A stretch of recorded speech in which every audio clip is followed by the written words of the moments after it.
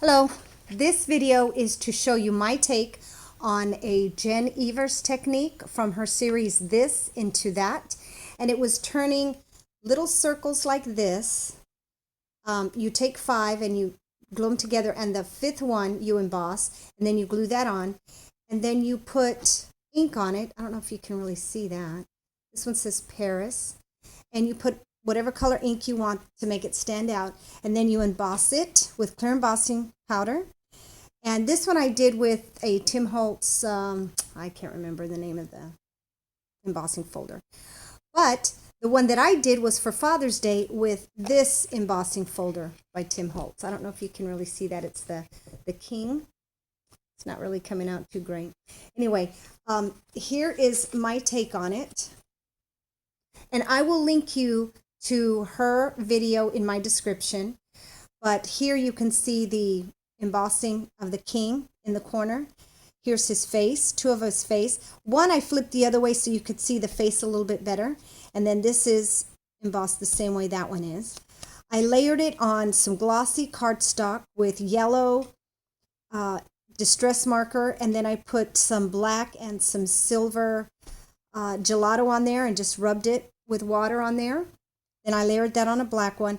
I originally had this whole piece here from the black on up on a gray cardstock for the card, but it looked too plain to me, just the gray, so I cut it down and I put it on a gray background, and I took the embossing folder and I put white ink on it, and I just laid it there on there, and you can see that it's got like a shadow of the embossing folder, and I thought that made it look a lot nicer. It filled up that empty space up here.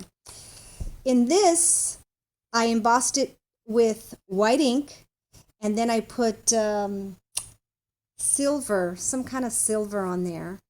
And if you look, it didn't really take completely on the white ink, the pigment ink, but I like it. It looks very distressed, very intentional, and I really like that look. And so on the inside, I put a black ink on the King embossing folder, and I just put that on the bottom, ink the edges, put that on the inside to make this card a little bit sturdier. And so that is the silver one that I've done.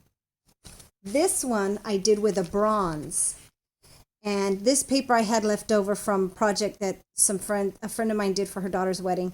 And so I took that paper and I backed it, and then put that also on a black piece of cardstock. But this ink is bronze, and it's the same thing. It's the King. Oops, I got it backwards, upside down. This is the King, and this is in the bronze. It looks really good. So I haven't finished this one yet. I did both my father and my father-in-law's Father's Day card exactly the same because I have very limited capacity for creativity. But I did use Jen's idea. It came out good. I will link you to her video of this technique in my description. Check it out. It's really cool. Endless possibilities.